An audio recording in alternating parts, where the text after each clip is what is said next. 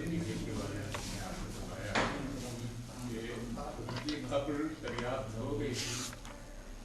अब बिल्कुल ये तयक्कुर के साथ उसको की खबर करार दिया गया था कि नहीं ये हदीस मीर में आ गई थी। हदीस मीर में उस खबर की तस्वीर भी थी, वो खबर मैंने भी देखी थी, जरा सी गलत थी, लेकिन वो किसी चारदीवारी के अंदर आ गई थी और जो शाहजशन बाबा वगैरह के नाम से बहुत मशहूर रही। लेकिन अब उसी को आप 20 सदी की खबर करार उसकी तामीर असल में ये निशान मीर जो बनवाया गया तो वो खाकसार से डिज़ाइन करा कर वो बनवाया गया। तो मुझे अखलाक हुसैन आरिफ यकीनन आप लोग वाक़िफ़ उन्होंने मुझसे ये कहा था कि तुम बना तो रहे हो, ये बनेगा यहाँ ठीक है, लेकिन उनकी कब्र का जो है वो यहाँ कब्र नहीं है जहाँ के ऊपर उनका मज़ार बनाया गया है। वो जो प्रक्रिया है, लाइन है, वो सबके तो अब वो चीज़ तो उस वक्त मैंने सुनी, लेकिन अब वो सही है नहीं। बेहतर यही है जो डॉक्टर साहब आप फरमा रहे हैं, बेहतर यही जो है उसी को मान लिया जाए। यूँ तो बहसे बहुत है। मैं समझता हूँ कि 55 साल पहले एक मज़मून मीर का मज़ार नया दौर में शाया हुआ है। 3.5 सफ़े का मज़मून है। ये मज़मून मेरी नज़र से गुज़रा है और उसमें इस बात की तायीद है कि एक शख्स ने कि मीर साहब की ख़ब्र को यहाँ देखा और अब वो पटरियों की वजह से, रेल की पटरियों की वजह से, तो वो एक ही शख्स के दो ख़यालात का मुस्तनद तरीन मज़मून है। उसका उन्वान है मज़ार मीर और उसकी कॉपी मेरे पास है जो कोई मैं समझता हूँ 55 साल पुराना या ज़माने का है, तो उससे काफ़ी रोशनी शायद मिल सकती है। वो मज़मून अगर आप चाहें तो मैं इंशाअल्लाह आपकी खिदमत में पेश करूँगा। मुस्तनद तरीन मज़मून है 4.5 सफ़े का जो मीर साहब की उस पर लिखा गया है। मौज़ूद सामीन, कुछ सवालात तो हो चुके, उसका पहले जवाब दे दूँ। प्रोफेसर सलाम साहब ने कुछ सवालात उठाए।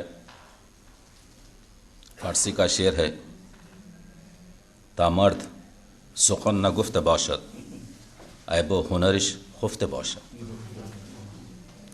मैं तिब का तालिब इल्म हूँ, किसी किताब पे गुफ्तगू नहीं करता जब तक कि सफ़े अव्वल से सफ़े आखिर तक मुतालिया ना कर लूँ। आप लोग मुतालिया करेंगे इस किताब का चुमर गायत, ये खांसी और बुखार की दुआ किताब नहीं है। ये किताब वो है जिसमें हज़रत इक़बाल के 251 ख़ुतूत से उनके अमराज को एक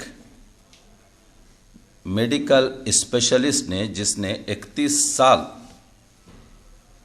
इसी फील्ड में वक्त सर्फ किया है और जिसे कुछ इर्तिबात और हिस्ट्री और चार्ट और ट्रीटमेंट का तजुर्बा है, उस अजीम शख्स जिस पर जोहला और नावारिस अफरादों ने, लोगों ने इल्ज़ाम लगाए कि उन्हें सूजाक था, उन्हें सिफिलिस था, उन्हें अमराज मुकारबती थे, उनके गले में कैंसर था, उनको, तो मैंने ये किया है, एक जुमला भी इस किताब में सनद के सिवा नहीं है। आप हर एक जुमला इस किताब का मुझसे पूछेंगे कि आपने कहाँ से हासिल किया है, तो मैं उसका रेफरेंस दे चुका हूँ। इसमें 400 से ज़्यादा रेफरेंसेस मौजूद हैं। सवाल ये है कि ये किताब 9 दिन पहले इक़बाल एकेडमी से शाया हुई है। आज ही मुझे टेलीफोन पर बताया गया कि इसका अंग्रेज़ी और हिंदी में तर्जुमा हो रहा है और यहाँ पर इंडियन पब्लिकेशन इसको फ़ौरन मुझसे इजाज़त और इक़बाल एकेडमी ऑफ पाकिस्तान से इजाज़त हासिल कर रहा है, क्योंकि ये किताब मकबूल इस वजह से हो रही है कि बड़े आदमी की छोटी बात भी बड़ी होती है। इसमें ज़िंदगी के वो तासुरात हैं, जब इंसान की ज़िंदगी पर बात बन जाती है, जब जान पर आ जाती है, तो उस वक्त जो उसकी हालत होती है, इससे हम बहुत कुछ हासिल कर सकते हैं कि हम ہم اپنی زندگیوں کو کس طریقے سے ایک خاص نصب العین پر رکھیں. تو یہ کھانسی اور بخار کا مسئلہ نہیں ہے.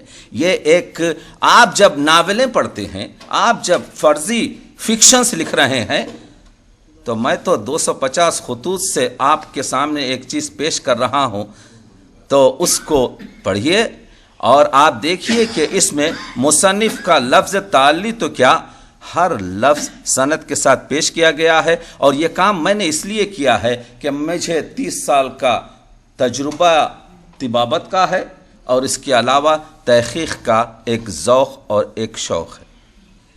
تو یہ اشارات. دوسری بات یہ ہے کہ حضرت تعشق پر میں نے جب بات چیت کی, اس کتاب میں تو مرثیہ ہی نہیں. وہ جو مرثیوں کی گفتگو کر رہے تھے, مرثیہ ہی اس میں نہیں ہے. تو آپ کاش کے دیکھ لیتے کہ اس میں مرثیہ ہی نہیں ہے, تو مرثیوں کی گفتگو کہاں میں کر رہا ہوں. پھر آپ کہتے ہیں کہ اس میں غزلیات سب سے زیادہ ہیں. اس میں غزلیات سب سے زیادہ نہیں, اس میں تو 60 غزلیات ہیں. اس پر میں نے 18 مہینے صرف کیے ہیں, اور آپ نے 18 سیکنڈ بھی اس پر توجہ نہیں کی, اور آ کر یہاں پر 18 منٹ تک آپ گفتگو کرتے ہیں. یہ ہے ہمارا مشرقی انداز. اب آپ کی خدمت میں پیش کرتا ہوں جو بات میں نے ناسخ کے بارے میں کہی. میں مستند طریقے سے کہتا ہوں, 125 صفحے کا آپ مقدمہ پڑھیے. آپ ناسخ کی حضرت دیکھیے, میں پروفیسر رشید حسن خان صاحب کا فین ہوں. میری کتابوں میں ان کے ریفرنس, ان کی مدح, ان کی تحقیقی جوش کی میری تعریفیں بھری ہیں. لیکن میں جب حق کی بات کہہ رہا ہوں تو مجھے حق شعار ہونا چاہیے. میں یہ کہہ رہا ہوں, اگر میری تمام زندگی میں نے 100 حج کیے, ہزاروں کام نیک کیے, لیکن اگر ایک شخص کا بھی میں قتل کروں گا تو اس کی سزا مجھے دی جائے گی. تحقیق کا مسئلہ یہی ہے. میں یہ کہہ رہا ہوں کہ ناسخ کے ساتھ پروفیسر حسن خان رشید کا رویہ ناقدانہ, یہ بحث ہم کر چکے ہیں. لکھتے ہیں ناسخ کی رباعیاں اور مثنویوں میں ان کا رنگ بہت پھیکا ہے. مثنویاں تو سراسر مذہبی معاملات سے تعلق رکھتی ہیں اور شاعری کے لحاظ سے سپاٹ ہیں. ان میں رنگ ناسخ کی جھلک بھی نہیں پائی جاتی. یہ جملہ اختلاف رکھتا ہے. پھر اگر جھلک نہیں پائی جاتی تو کیا الحاقی کلام ہے؟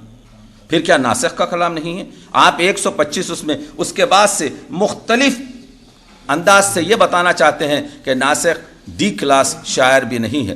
تو میں نے عرض یہ کیا تھا کہ ناقد کو چاہیے کہ اپنی حد کو دیکھے. دیکھیے, پہاڑ سے تخلیق کار ایک پہاڑ ہے. پہاڑ سے سر ٹکرانے سے سر ٹوٹ سکتا ہے, پہاڑ نہیں ٹوٹتا. یہاں پر میں مسلسل یہی بات عرض کرتا ہوں کہ ناقد تخلیق کار کو توڑ نہیں سکتا, اس سے رشتہ جوڑ کر شہرت حاصل کر سکتا, کیونکہ تخلیق کار خود سب سے پہلا تنقید کار ہے اپنے کلام کا. تحقیق تو بعد کی بات آتی ہے. اردو تحقیق تو 150 سال بعد پیدا ہوئی ہے تنقید کی. تنقید تو سب سے پہلے آتی ہے. جب میں خود بحیثیت شاعر ایک شعر لکھتا ہوں تو اول ناقد اور تنقید کار خود میں ہوں اپنی تخلیق پر. تو آپ کو کیا حق پڑتا ہے کہ 404 صفحات ناسخ کے انتخاب آپ کریں؟ انتخاب اگر کلام کا میں کرنا چاہتا ہوں تو میں کروں گا, جیسا غالب نے کیا, انتخاب در انتخاب در انتخاب کروں گا. مجھے اس سے بھی شکوہ ہے. آپ چھوٹے خط کے لوگ بڑے خط کے شاعروں کا انتخاب کیسا کریں گے؟ اگر کریں گے تو اپنے ذوق اور اپنے شوق اور اپنی فکری پسند سے کریں گے, جو اپنی بیاس کے لیے تو ہو سکتا ہے لیکن عوام کے لیے نہیں ہو سکتا. انشاء کا جو انتخاب ہوا ہے 1955 میں, اس کے بعد سے آپ دیکھ لیجئے اردو ادب میں کوئی اور چیز داخل نہیں ہوئی. پھر میں نے جب انشاء پر کتاب لکھی تو میں نے یہ بتایا کہ یہ کلام تو انشاء کے انتخاب میں شامل ہونا چاہیے تھا, لیکن کیونکہ اس میں یہ رنگ تھا, فلاں شخص نے جب اس کو انتخاب شامل کر دیا. دوسرے بار ہر وقت جب کلام انشاء کا شائع ہو رہا ہے اسی انتخاب سے شائع ہو رہا ہے. یہ انتخاب کا حق ناقد کو یا کسی دوسرے شخص کو نہ دیا جائے, اس وجہ سے کہ انتخاب کا حق وہی رکھتا ہے جو اس کا تخلیق کار ہے, یا ایک کمیٹی بیٹھے یا ایک گروپ بیٹھے, اس کے بعد مختلف زاویوں سے دیکھا جائے, مختلف فکروں سے اور مختلف اپجوں سے اس کو جانچا جائے اور انتخاب کیا جائے. وہ ہوگا انصاف, وہ ہوگا. مسئلہ مسئلہ یہاں پر پرسنالٹی کا نہیں ہے، مسئلہ یہاں پر یہ ہے کہ اردو کی جو اس وقت حالت ہے اس کو کس طریقے سے ان عیوب کو، ان مسائل کو، ان بیماریوں کو دور کیا جائے، تاکہ پھر ہم اردو کو، اس میں کوئی پرسنل مسئلہ نہیں ہے۔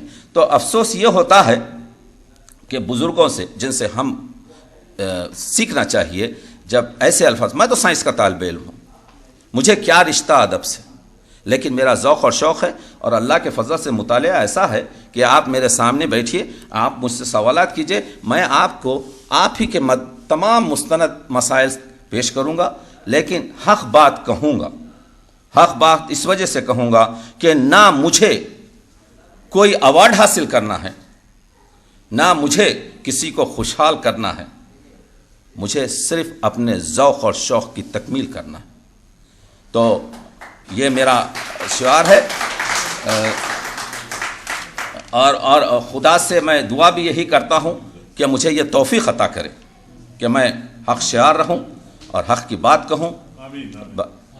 اب آپ سوال اگر کچھ ہے ان کتابوں کے بارے میں یا کسی چیز کے بارے میں تو آپ مجھ سے کہہ سکتے ہیں۔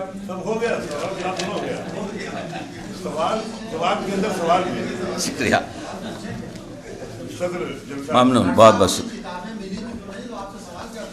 بہت سے کتابیں۔ اچھا، یہ بھی میں آپ کی خدمت میں عرض کر دوں کہ جمعے کے روز دہلی میں کچھ 70-80 کتابیں پہنچ رہی ہیں، اور یہ کتاب نیکسٹ ویک یعنی 10 دن کے اندر میرے ویب سائٹ پر آ جائے گی، جس کو آپ پوری کتاب کو، میری تقریباً 30 کتابیں اس وقت ویب سائٹ پر ہے، آپ میری ویب سائٹ لے سکتے ہیں، میرے پاس کارڈ ہے، آپ میری تمام کتابیں اس وقت انٹرنیٹ پر پڑھ سکتے ہیں، لیکن یہ کتاب ابھی انٹرنیٹ پر نہیں آئی ہے، یہ کتاب 10 دن کے بعد آ جائے گی چمرگ آیت انٹرنیٹ پر، آپ اس کا مطالعہ کیجئے اور اس کے بعد خود آپ قضاوت کریں گے کہ آپ کو اس کتاب کی ضرورت تھی یا نہ تھی۔ بہرحال یہ میں نے سوچا کہ ٹی وی اور دوسرے وقت گزارنے سے بہتر یہ ہے کہ حضرت علامہ پر ایک کام ایسا کیا جائے جس سے مختلف، فاری صاحب کی صدارت میں